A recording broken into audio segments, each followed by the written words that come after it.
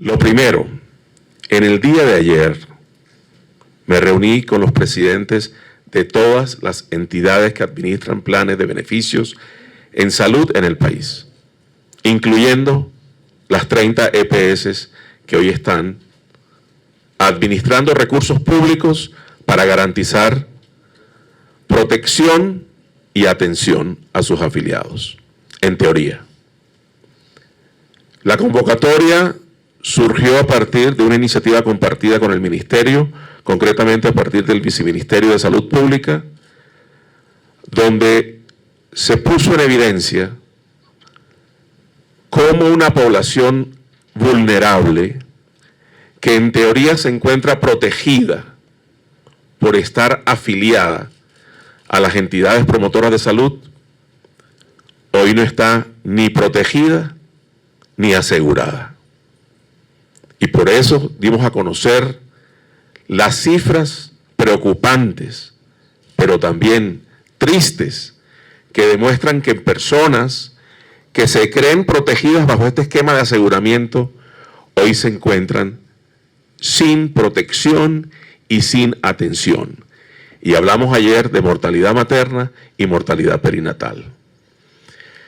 Inicio mi presentación con esa referencia respecto a lo que se hizo en el día de ayer, porque el principal rol que tienen las entidades promotoras de salud, que es garantizar la atención en salud a sus afiliados y que deberían fungir como garantes del derecho a la salud de esas personas, no lo están cumpliendo.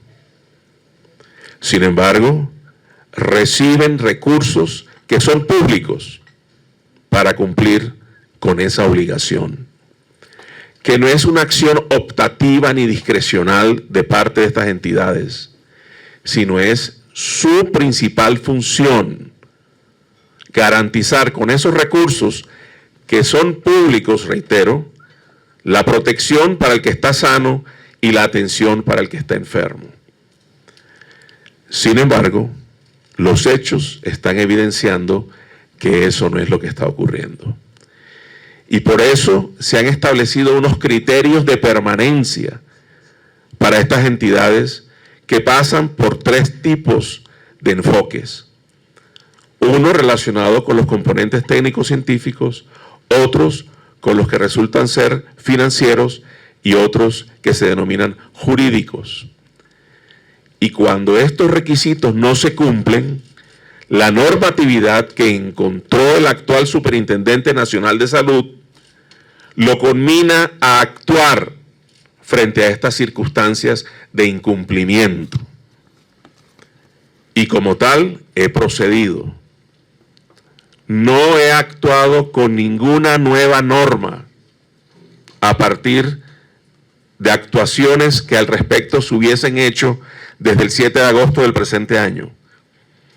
Todas mis actuaciones como Superintendente Nacional de Salud han sido utilizando el arsenal normativo que debo utilizar frente a actuaciones que he evidenciado no pueden continuar.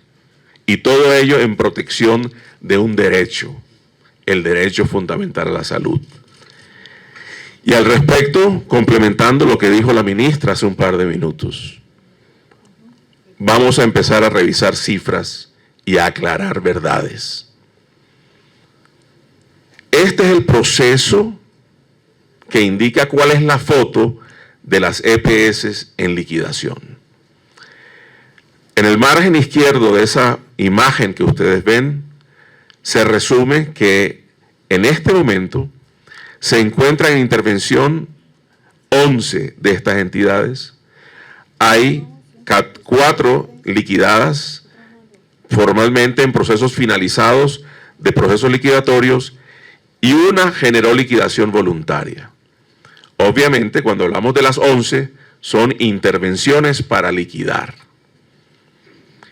Y allí ustedes ven un listado de entidades con unas variables que merecen ser conocidas. Las que aparecen en negro son las que se decretaron en liquidación antes de mi llegada. Y ustedes encuentran que la primera de ellas, aparece referenciada como Saludcoop, y ustedes ven en el extremo derecho cuándo se tomó la decisión. 24 de noviembre del año 2015. Y de ahí en adelante empiezan a enlistarse las siguientes que voy a mencionar: Manesca, Café Salud, Confacor, Salud Vida, MD Salud, Cruz Blanca, Confacundi, Confamiliar Cartagena, Ambuc, que es Barrios Unidos de Quibdó, Confamiliar Nariño, que obedeció a un retiro voluntario, Comparta, Comeva y Medimás. En el año 2022, antes de nuestra llegada a la superintendencia, se decretaron los procesos liquidatorios de Comeva el 25 de enero de este año y el de Medimás el 8 de marzo. En rojo, ustedes ven ahí cuáles son las dos entidades a las cuales les decreté la liquidación durante mi periodo, que no llega al mes de permanencia en la entidad.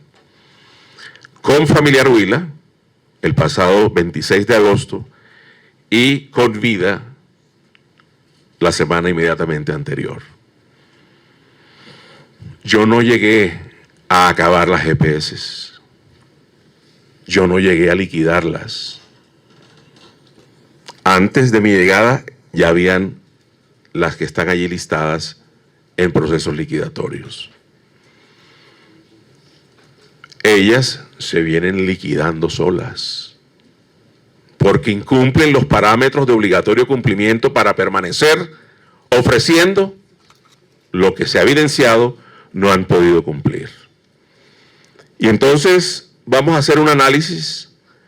¿Cuáles han sido las razones para haber tomado esas decisiones y que yo también tuve en cuenta para tomar la decisión que tomé frente a Confahuila y frente a Convida? El primer componente es el que hace directa referencia a la razón de ser de la superintendencia. Debe ser el garante del derecho fundamental a la salud de todos los ciudadanos que habitan este país. Entonces, para mí, ese es el primer criterio a informar. Porque cuando una entidad que le dan recursos públicos para que atienda a los dueños de esos recursos no cumple con el derecho que tienen ellos de recibir atención en salud, no puede funcionar. Y ahí tenemos varias de las razones que no permiten que ellas pueden decir que están garantizando el derecho a la salud. Insuficiencia de la red de prestación de servicios. Ante eso no se garantiza, Mafe Carrascal, ni oportunidad, ni integralidad, ni accesibilidad por parte de los usuarios. ACME de SCAF. Hay desviación en los indicadores de gestión de riesgo en salud. Con el viceministro Jaime Orrego, ayer evidenciamos cómo las entidades que tienen la responsabilidad de garantizar la atención en salud de sus afiliados no están generando el componente de riesgo poblacional para atender debidamente a la población materna y a la población de recién nacidos. Y tenemos cifras de mortalidad que el ministro reveló ayer que no pueden ser permisibles más en nuestro país. Alfredo Mondragón, se han incrementado las quejas, las reclamaciones, las peticiones, porque no tienen acceso a los servicios de salud quienes están afiliados a esas entidades. Y lo podemos simplificar de una manera muy práctica. Cada día en Colombia se colocan 250 tutelas reclamando el derecho a la salud. Suman 45.000 cada semestre, 90.000 cada año. Y lo más triste es que de esas reclamaciones, óigase bien, más del 70% de esas tutelas no tenían que haber sido colocadas porque hacen parte del plan de beneficios al que tienen derecho las personas afiliadas al sistema, que solamente encontraron en esta herramienta constitucional la posibilidad que en estrado judicial le dieran el servicio que en su EPS le negaron. Cuando hablamos que no generan gestionamiento del riesgo, también evidencian que no caracterizan la población que tienen. Igualmente, hay una desatención en el componente prevencional. Es que las EPS no solamente tienen que atender al que se enferma. Las EPS reciben un componente financiero que se conoce como unidad de pago por capitación para promoción y prevención para mantener sano a la gente. Y cuando esto se recibe, pero no se gasta en la población, yo no puedo permitir que sigan. Porque esos recursos tienen una destinación específica. Y es para eso que se tienen que utilizar. Pero cuando vemos las cifras que revisábamos ayer, doctor Jaime Orrego, estamos evidenciando que la plata se recibe por las administradoras, pero no se invierte en promoción de la salud de ellas, quienes están afiliados. No hay suficiencia de cobertura en servicios de baja y alta complejidad en varias partes del territorio, ministra. Los recursos, como usted los mostró, son para cubrir en efectivo acceso a la población todo el territorio nacional. Y esto no está ocurriendo. Y lo que cada vez escuchamos, porque ustedes así lo publican, cierres de servicios. ¿Y eso a qué lleva? A que la gente no tenga acceso a los servicios. No se puede permitir que una entidad que recibe recursos no le pague a su red, la red cierre los servicios, sus usuarios no reciban la atención y aún así sigan queriendo permanecer esas entidades como entidades autorizadas para poder seguir recibiendo servicios, pero no atendiendo a las personas. Y existen otros componentes. El financiero. Bueno, hay unos parámetros básicos de medición de permanencia. Capital mínimo, patrimonio adecuado, el régimen de reservas técnicas en inversiones. No se cumple. Aunque, como lo dijo la ministra hace un par de minutos, se flexibilizaron algunas medidas para que pudieran cumplir esas EPS antes de la llegada nuestra. Es de común ocurrencia y por lo tanto de común conocimiento lo que se evidencia en el segundo cuadro. No se están pagando las obligaciones a quienes están atendiendo los pacientes. Y entonces encontramos toda una cifra de cartera que las EPS no están pagando. Y se la voy a mostrar ahora con números. Así también,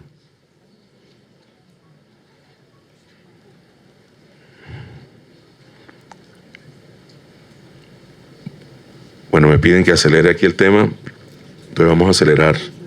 Además de estos indicadores financieros que no cumplen, existen razones jurídicas que conllevan a la toma de decisiones de parte del controlador, inspector y vigilante del sector, en este caso el superintendente, para tomar medidas frente a la permanencia o no de estas entidades. Aquí resumimos la realidad. Y entonces, en la primera columna, donde aparece un círculo verde, son las entidades promotoras de salud vigentes que están en el régimen contributivo. En este momento son 9. Ahí está la cantidad de afiliados que ellas conglomeran, más de 21 millones de personas. Pero cuando revisamos las entidades que están en medidas especiales del régimen contributivo, encontramos que hay una. Las que cumplen con el capital mínimo hay 8 de 9. Que cumplen con patrimonio adecuado, 7 de 9. Y que cumplen con el régimen de inversiones, 3 de 9. ¿Y cuántos son las cuentas por pagar? Casi 10 billones de pesos. Eso corresponde al 44% del total de la cartera que tienen estas entidades. En la segunda columna, que es el círculo azul, son las que están en el régimen subsidiado, que conglomeran 9 millones y medio de personas así afiliadas, y ustedes allí van referenciando cómo solamente 3 de esas que están en ese proceso de régimen subsidiado están cumpliendo frente a los indicadores financieros de obligatorio cumplimiento. Y así encontramos unas que prestan tanto el contributivo como el subsidiado, y allí, en lo que tiene que ver con incumplimiento, tenemos lo que ustedes allí ven reflejado, donde a pesar de haberse flexibilizado algunos parámetros de medición para que pudieran cumplir, no lo han hecho. Y así tenemos las EPSI, que son las indígenas, y las adaptadas, que son 2 empresas públicas de Medellín y Ferrocarriles Nacionales. Lo importante es, en lo que le voy a mostrar ahora, para dónde van. En este momento hay 10 entidades en condiciones de medida de vigilancia especial. Las deudas que conglomeran estas entidades superan los 4 billones de pesos, están casi en los 5 billones y tienen casi 8 millones de afiliados. Es decir, 8 millones de afiliados en Colombia están en entidades que están bajo vigilancia especial. Muy probablemente estas entidades deberán tener cambios importantes en el funcionamiento para que se pueda generar la permanencia de ellas, o si no, habrá que tomar medidas, las que la normatividad, frente al incumplimiento de las diferentes características que tienen que reunir en el componente técnico-científico, que es el que genera el respaldo del derecho a la salud, en el componente financiero y en el componente jurídico. Y aquí está el cuadro que dice más que las palabras. Tenemos por tipo de operación. En el régimen contributivo, las EPS que están allí, y allí estoy haciendo público lo que es la medición de los 3 parámetros financieros que son los criterios de permanencia. Y ustedes ven cómo en el primero, que es capital mínimo, casi todas cumplen al corte de julio, menos 2, que son SOS y una entidad adaptada que es Ferrocarriles Nacionales, pero ya para patrimonio adecuado se le agrega Famisanar. Y ya cuando entramos al régimen de inversiones, vean esa columna que es más rojo que verde. Y lo rojo es lo que incumple. Y digamos más bien, las que cumplen son Alianza Salud, Salud Mía y Salud Total. Las demás no cumplieron en el régimen de inversiones. Nos vamos al régimen subsidiado y el escenario es peor. Igual para cada uno de los parámetros de medición de permanencia con criterio financiero, y nos vamos al rojo, que es predominante en cada una de las columnas frente a esas EPS del régimen subsidiado, y cuando nos vamos al régimen de inversiones, solamente una cumple. Y cuando revisamos las que están en ambos regímenes, encontramos 3, que son Cosalud, Mutual Ser y la nueva EPS, y las 2 primeras cumplen, y la nueva EPS no cumple el régimen de inversiones. Y cuando revisamos lo que le está pasando a las EPS indígenas, tenemos el cuadro que allí se demuestra, donde solamente una está cumpliendo el régimen de inversiones y una está cumpliendo en patrimonio mínimo, y aparece una cuadrícula en blanco que dice sin datos. Sin datos. Entonces, ni siquiera existe una válida entrega de información para hacer la correspondiente verificación y análisis de cifras. Y esto es lo importante.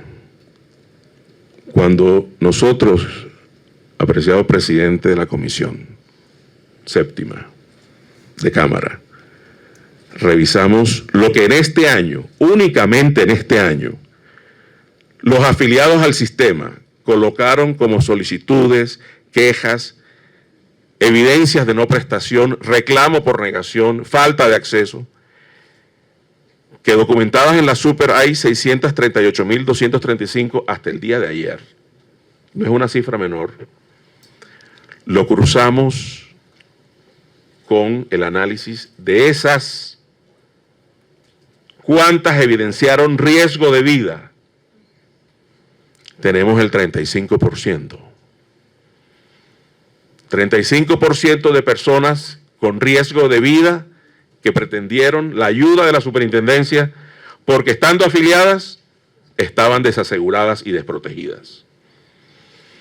Cuando distribuimos por riesgo de vida, de acuerdo al tipo de EPS, tenemos que las que están en el régimen contributivo se cargan de ese 35% el 50% de ese tipo de reclamaciones.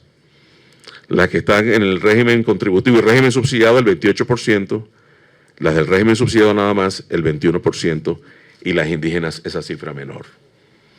Pero aquí estamos hablando de dos cosas: recursos públicos para cumplir con obligaciones precisas, no optativas ni discrecionales. Aquí las EPS no pueden seguir determinando quién vive y quién muere. Aquí tienen que garantizarle el derecho a la salud de todos sus afiliados. Pero además de ese componente, tenemos enfrente el riesgo de vida que están enfrentando las personas que están afiliadas en esas entidades. Yo espero que esta información sirva para aclarar, primero, que el súper no llegó a liquidar las EPS. Sí llegó a liquidar las EPS que no le garanticen la salud a las personas, porque la normatividad me lo exige. Si no lo hago, quedo omisivo, incumplo el deber funcional y a mí mismo, los entes de control, me van a procesar.